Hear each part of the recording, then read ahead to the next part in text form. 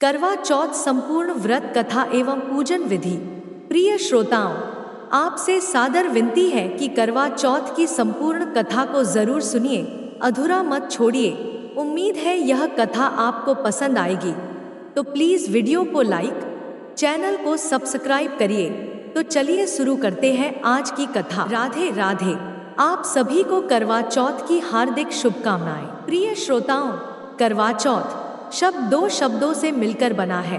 करवा यानी मिट्टी का बर्तन और चौथ यानी चतुर्थी। इस त्योहार पर मिट्टी के बर्तन यानी करवे का विशेष महत्व माना गया है। सभी विवाहित स्त्रियां साल भर इस त्योहार का इंतजार करती हैं और इसकी सभी विधियों को बड़े श्रद्धा भाव से पूरा करती हैं। करवा चौथ का त्योहार पति पत्नी के मजबूत रिश्ते, प्यार और विश्वास का प्रतीक है। बहुत सी प्राचीन कथाओं के अनुसार करवा चौथ की परंपरा देवताओं के समय से चली आ रही है। माना जाता है कि एक बार देवताओं और दानवों में युद्ध शुरू हो गया और उस युद्ध में देवताओं की हार हो रही थी। ऐसे में देवता ब्रह्मदेव के पास गए और रक्षा की प्रार्थना की। ब्रह्मदेव ने कहा कि इस संकट से बचने के लिए सभी देवताओं की पत्नियों को अपने अपने पतियों के लिए व्रत रखना चाहिए और सच्चे दिल से उनकी विजय के लिए प्रार्थना करनी चाहिए।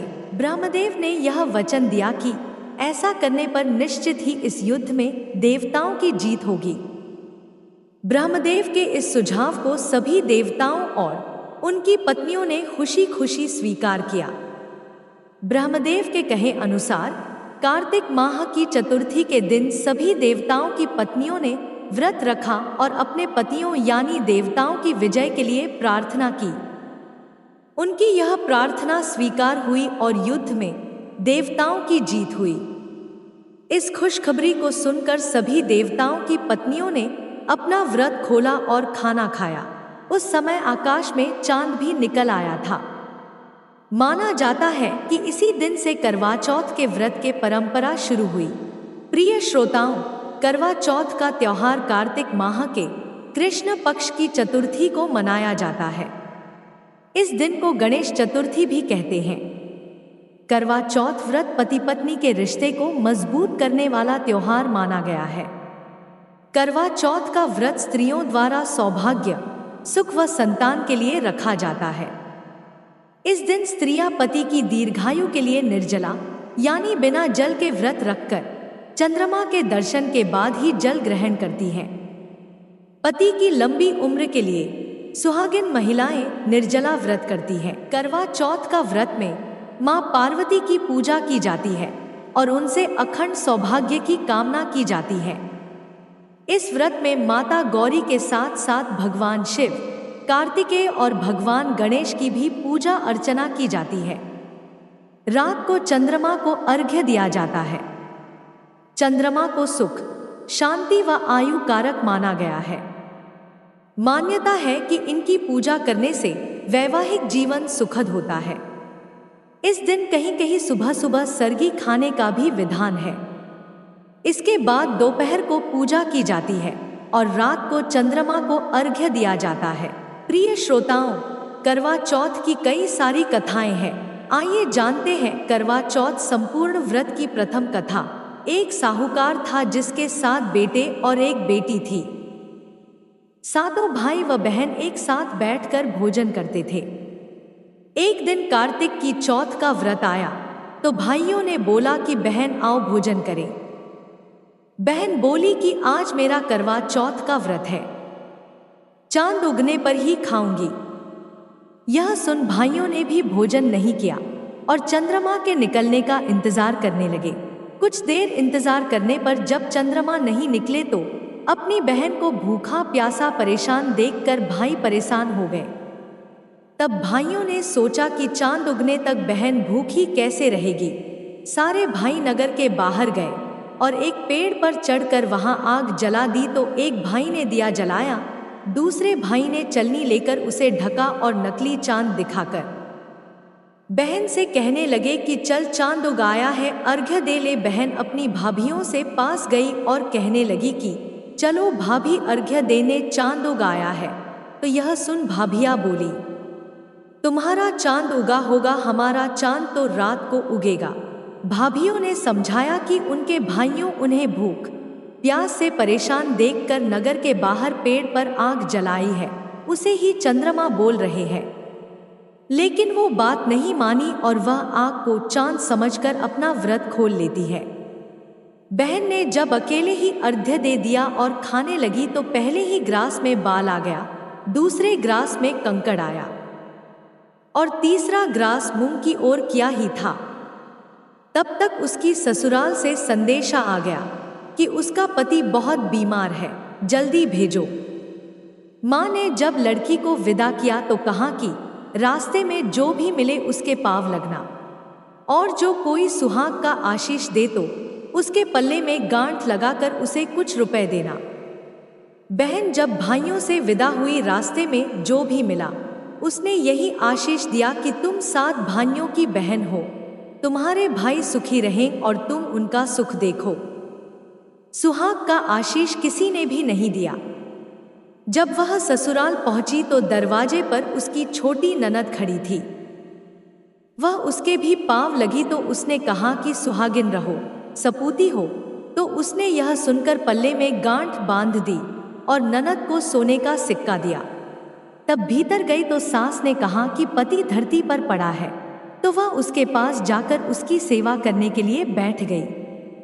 बाद में सास ने दासी के हाथ बची खुची रोटी भेज दी। इस प्रकार से समय बीतते बीतते मार्गशीर्ष की चौथ आई तो चौथ माता बोली करवा ले, भाइयों की प्यारी करवा ले। लेकिन जब उसे चौथ माता दिखलाई नहीं दी तो वह बोली, हे माता, आपने मुझे उजाड़ा है तो आप ही मेरा उद्धार करोगी, आपको मेरा सुहाग देना ही पड़ेगा।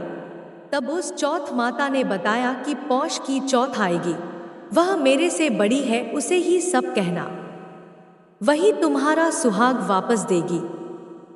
पौष की चौथ आकर चली गई, माघ की चली गई, फागुन की चौथ आकर चली गई, चैत्र, वैशाख, ज्येष्ठ, आषाढ़ और श्रावण भादो की सभी चौथ आईं और यही कहकर चली गई कि आगे वाली को कहना।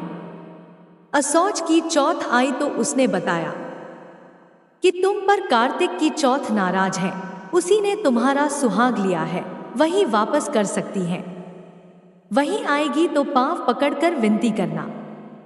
यह बताकर वह भी चली गई। जब कार्तिक की चौथ आई तो वह गुस्से में बोली, भाइयों की प्यारी करवा ले, दिन में चांद उगानी करवा ले, व्रत खंडन करने वाली करवा ले, भूखी करवा ले।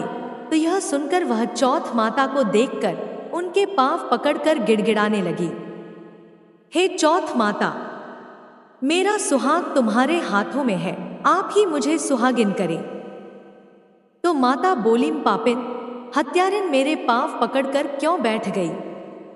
तब बहन बोली कि जो मुझसे भूल हुई उसे क्षमा कर दो, अब भूल नहीं करूंगी। तो चौथ माता ने प्रसन्न होकर आंखों से काजल, नाखूनों में से मेहंदी और टीके में रोली लेकर छोटी उंगली से उसके आदमी पर छींटा दिया। तो वह उठकर बैठ गया और बोला कि आज मैं बहुत सोया। वह बोली, क्या सोया? मुझे तो 12 महीने हो गए, अब जाकर चौथ माता ने मेरा सुहाग लौटाया। तब उसने कहा कि जल्दी से माता का पूजन करो। जब चौथ की कहानी सुनी, करवा पूजन किया तो प्रसाद खाकर दोनों पति पत्नी चौपड़ खेलने बैठ गए। नीचे से दासी आई, उसने उन दोनों को चौपड़ पांसे से खेलते देखा तो उसने सास जी को जाकर बताया। तब से सारे गांवों में यह प्रसिद्धि होती गई कि स्त्रियां चौथ का व्रत करें तो सुहाग अटल रहेगा। जिस तरह साहूकार की बेटी को सुहाग दिया, उसी तरह से चौथ माता सबको सुहागिन रखे। यही करवा चौथ के उपवास की सनातन महिमा है। प्रिय श्रोताओं, आइए जानते हैं करवा चौथ संपूर्ण व्रत कथा एवं पूजन विधि। कार्तिक मास के कृष्ण पक्ष की चतुर्थी को करवा चौथ कहते हैं। सुहागवती स्त्रियों के लिए यह बहुत ही श्रेष्ठ व्रत है। स्त्रियां इस व्रत को पति को दीर्घजीवी होने के लिए करती हैं। इस दिन सुहागन स्त्रियां चावल पीसकर दीवार पर करवा चौथ बनाती हैं, जिसे वर कहते हैं। इस करवा चौथ में पति के अनेक रूप बनाए जाते हैं तथा सुहाग की वस्तुएं जैसे चूड़ी, बिंदी, बिछुआ, मेहंदी और महावर आदि के साथ साथ दूध देने वाली गाय, करवा बेचने वाली कुम्हारी, महावर लगाने वाली नाइन, चूड़ी पहनाने वाली मनिहारिन, 7 भाई और उनकी इकलौती बहन, सूर्य, चंद्रमा, गौरा और पार्वती आदि देवी देवताओं के भी चित्र बनाया जाता है। सुहागन स्त्रियां इस दिन निर्जल व्रत रखती है। रात्रि को जब चंद्रमा निकल आए तब उसे अर्घ्य देकर भोजन करती है।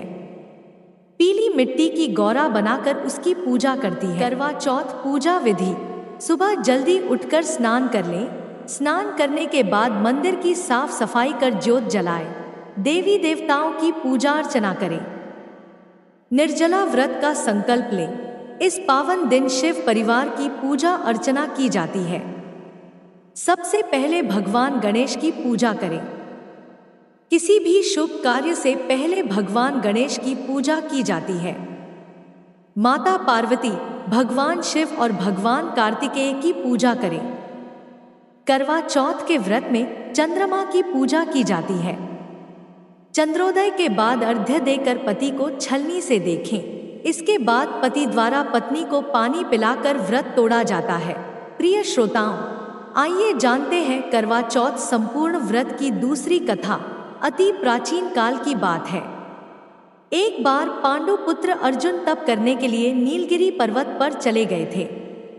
इधर पांडवों पर अनेक मुसीबतें पहले से ही थी।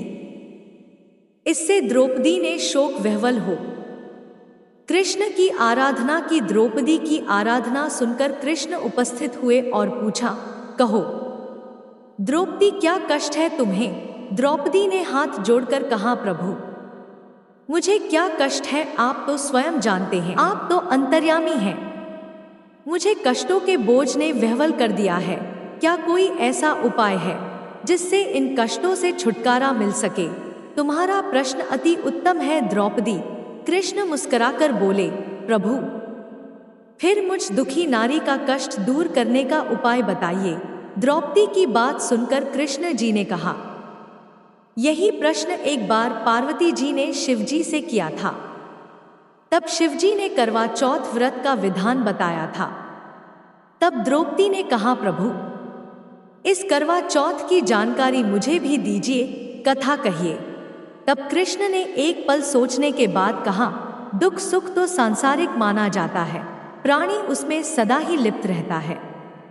मैं तुम्हें अति उत्तम करवा चौथ व्रत की कथा सुनाता हूँ, इसे ध्यान से सुनो। प्राचीन काल में गुणी, विद्वान, धर्मपरायण एक ब्राह्मण रहता था। उसके 4 पुत्र तथा एक गुणवती सुशील पुत्री थी। पुत्री ने विवाहित होकर चतुर्थी का व्रत किया, किंतु चंद्रोदय से पूर्व ही उसे क्षुधा ने बाध्य कर दिया।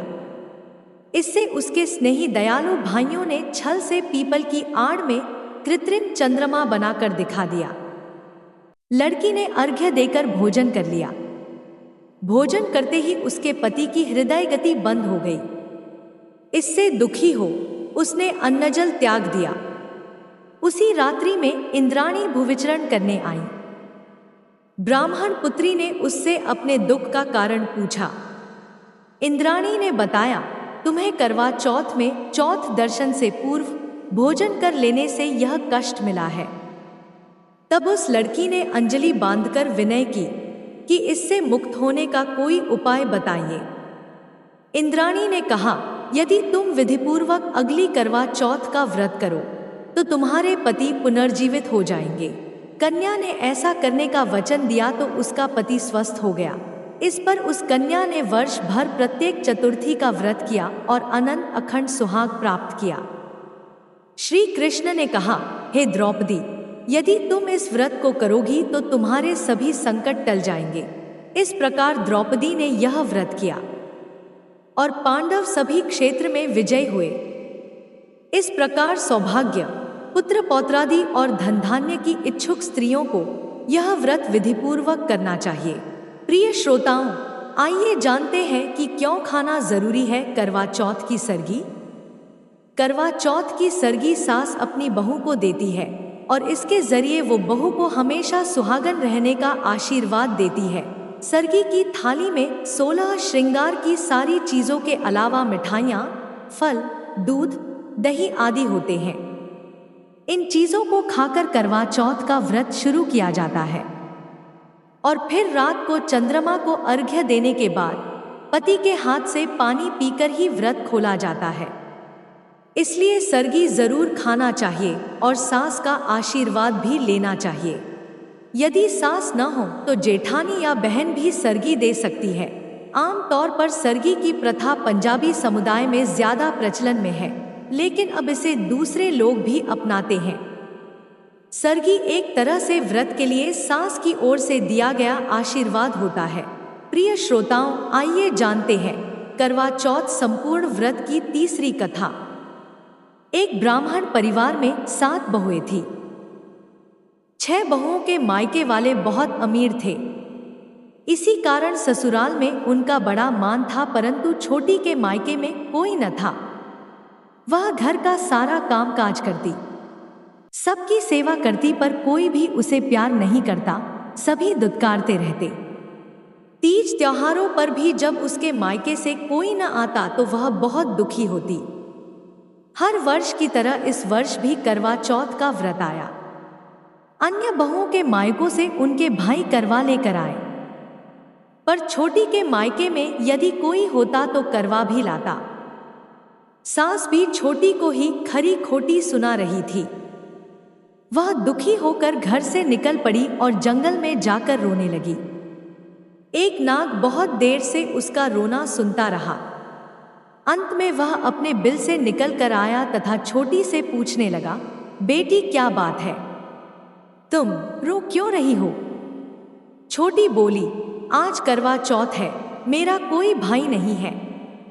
यदि मेरा कोई भाई होता तो आज जरूर करवा लेकर आता। नाग को छोटी पर दया आ गई। नाग ने कहा, बेटी तुम घर चलो, मैं अभी करवा लेकर आता हूं। थोड़ी देर बाद नाग ससुराल पहुंचा। ससुराल वाले इतना सामान देखकर चकित हो गए। सास भी प्रसन्न हो गई। सास ने प्रसन्न मन से छोटी को नाग देवता के साथ भेज दिया। नाग देवता ने छोटी को अपना सारा महल दिखाया और कहा, जितने दिन चाहो आराम से रहो, मनचाहा खाओ, मनचाहा पहनो, पर एक बात याद रखना, सामने रखी नांद कभी मत खोलना। छोटी सारा समय महल में आराम से काटती, पर नांद के बारे में उसकी उत्सुकता बढ़ती जाती। एक दिन जब घर में कोई न था तो उसने नांद उठाकर देखा तो उसमें हजारों छोटे छोटे सांप के बच्चे इधर उधर रेंगने लगे। उसने तुरंत ही नांदे ढक दी। जल्दी जल्दी में एक सांप की पूंछ नांद के नीचे आकर कट गई। शाम को नाग के आने पर छोटी ने अपनी गलती स्वीकार कर ली। नाग ने भी उसे क्षमा कर दिया। जब छोटी ने ससुराल जाने की इच्छा की तो उसे धनरत्न आदि देकर सांप ने विदा किया। छोटी के ससुराल में अब उसकी बड़ी इज्जत होने लगी। जिस सांप की पूंछ कटी थी उसे सभी बंडा कहकर तंग करते थे। एक दिन उसने अपनी माँ से पूछा कि माँ, मेरी पूंछ कैसे कटी है? माँ ने कहा कि छोटी के नांद उठाने और जल्दी से रखने में ही तुम्हारी पूंछ कटी है। तो वह बोला कि मैं छोटी से बदला लूंगा। माँ के बहुत समझाने पर भी वह नहीं माना और एक दिन चुपचाप छोटी के घर जाकर छुप गया और मौका पाकर उसे काटने की सोचने लगा। वहाँ छोटी और उसकी सास में किसी बात पर बहस हो रही थी। छोटी कसम खा खा कर कह रही थी कि मैंने ऐसा नहीं किया। वह कह रही थी कि मुझे बंडा भैया से प्यारा कोई नहीं है और उन्हीं की कसम खाकर कहती हूँ कि मैंने ऐसा नहीं किया। बंडा ने जब सुना तो सोचने लगा कि जो मुझसे इतना प्यार करती है मैं उसे ही काटने आया हूँ। वह चुपचाप घर चला गया। माँ ने पूछा, ले आए बहन से बदला? वह कहने लगा, माँ, बहन से कैसा बदला? तभी से बंडा भाई छोटी बहन के घर प्रतिवर्ष चौथ के दिन करवा लेकर जाता। वह बहन बड़े प्यार से करवा चौथ का व्रत करती। प्रिय श्रोताओं, आइए जानते हैं करवा चौथ संपूर्ण व्रत की चौथी कथा। प्राचीन काल में करवा नाम की एक पतिव्रता स्त्री अपने पति के साथ नदी किनारे एक गांव में रहती थी। कार्तिक मास के कृष्ण पक्ष की चतुर्थी के दिन उसका पति नदी में स्नान करने के लिए गया। स्नान करते समय एक मगर ने उसका पैर पकड़ लिया। वह करवा करवा नाम लेकर जोर जोर से अपनी पत्नी को पुकारने लगा। आवाज सुनकर उसकी पत्नी दौड़कर आई और उसने मगर को कच्चे धागे से बांध दिया।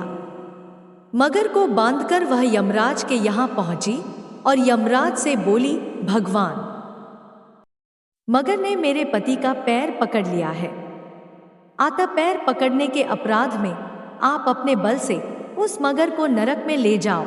यमराज ने कहा, अभी मगर की आयु शेष है, अतः मैं उसे नहीं मार सकता। इस पर करवा ने कहा, यदि आप ऐसा नहीं करोगे तो मैं आपको श्राप देकर नष्ट कर दूंगी। यह सुनकर यमराज डर गए और उस पतिव्रता स्त्री करवा के साथ जाकर मगर को उन्होंने यमपुरी भेज दिया और करवा के पति को दीर्घायु प्रदान की। उसी दिन से यह करवा चौथ मनाई जाती है और सुहागन स्त्रियों के द्वारा व्रत रखा जाता है। हे करवा माता, जैसे तुमने अपने पति की रक्षा की, वैसे सबके पतियों की रक्षा करना। बोलो करवा माता की जय। प्रिय श्रोताओं, आइए जानते हैं कुंवारी कन्याओं के लिए करवा चौथ व्रत के नियम। सुहागिन महिलाओं के अलावा कुंवारी कन्याएं भी अच्छे जीवन साथी का कामना के लिए करवा चौथ का व्रत रखती हैं। हिंदू धर्म में अविवाहित कन्याओं के लिए करवा चौथ व्रत के लिए कुछ नियम होते हैं, जिनको ध्यान में रखते हुए ही कन्याओं का करवा चौथ का व्रत करना चाहिए। कुंवारी कन्याओं को निर्जला व्रत नहीं करना चाहिए, चंद्रमा की पूजा नहीं करनी चाहिए, बल्कि भगवान शिव और माता पार्वती की पूजा करें। चंद्रमा को अर्घ्य देकर व्रत न खोलें। कुंवारी कन्याओं को छलनी से चंद्रदेव के दर्शन नहीं करना चाहिए। प्रिय श्रोताओं, मान्यता है कि चलनी से छन कर शुद्ध हो जाते हैं। विचार, व्रत में पूजा के दौरान चलनी से चंद्र दर्शन किया जाता है, फिर उसी चलनी से महिलाएं अपने पति को देखती हैं। मान्यताओं के अनुसार चलनी से पति को देखने से पत्नी के व्यवहार और विचार दोनों छन कर शुद्ध हो जाते हैं। पति के लिए किया जाना वाला इस व्रत के बारे में संत कवि तुलसीदास ने रामचरितमानस में भी लिखा है कि माता पिता, भाई बहन, परिवार, मित्र, समुदाय, सास ससुर, गुरु और स्वजन, ये सभी पति के बिना स्त्री को सूर्य से बढ़कर तपाने वाले हैं। शरीर, धन, घर, पृथ्वी, नगर और राज्य पति के बिना यह सब स्त्री के लिए शोक का समाज है। चतुर्थी के चांद के दर्शन से दोष के लिए भी चलनी का ओट किया जाता है। प्रिय श्रोताओं, करवा चौथ पूजा में दीपक और छलनी का बहुत बड़ा महत्व माना जाता है। करवा चौथ व्रत में करवा और छलनी के बिना पूजा पूरी नहीं मानी जाती है। करवा चौथ की पूजा में दीपक और छलनी का विशेष महत्व है। शास्त्रों के अनुसार प्रकाश ज्ञान का प्रतीक है और दीपक जलाने से नकारात्मकता दूर होती है एवं पूजा में ध्यान केंद्रित होता है, जिससे एकाग्रता बढ़ती है। करवा चौथ पर महिलाएं छलनी में दीपक रखकर चांद को देखती हैं और फिर पति का चेहरा देखती हैं। इसकी वजह करवा चौथ में सुनाई जाने वाली वीरवती की कथा से जुड़ा हुआ है। बहन वीरवती को भूखा देख उसके भाइयों ने चांद निकलने से पहले एक पेड़ की आड़ में छलनी में दीप रखकर चांद बनाया और बहन का व्रत खुलवाया। आइए जानते हैं करवा चौथ पर चांद और पति को छलनी से क्यों देखा जाता है। पौराणिक कथा के अनुसार भगवान गणेश के सिर को भगवान शिव ने काटा था और फिर हाथी के बच्चे का सिर लगाकर उन्हें दोबारा से जीवित किया था। सभी देवी देवता भगवान गणेश के इस रूप को देखकर उनकी पूजा आराधना की थी। लेकिन चंद्रदेव को अपनी सुंदरता पर बड़ा घमंड था और गणेश जी के स्वरूप को देखकर उनका परिहास किया था। तब गणेश जी ने चंद्रदेव को क्षय रोग का श्राप दिया था और चतुर्थी तिथि पर चंद्रमा को देखने पर दोष लगेगा। इस कारण से चांद को सीधे नहीं देखा जाता है, बल्कि छलनी का प्रयोग करके चांद के दर्शन किया जाता है।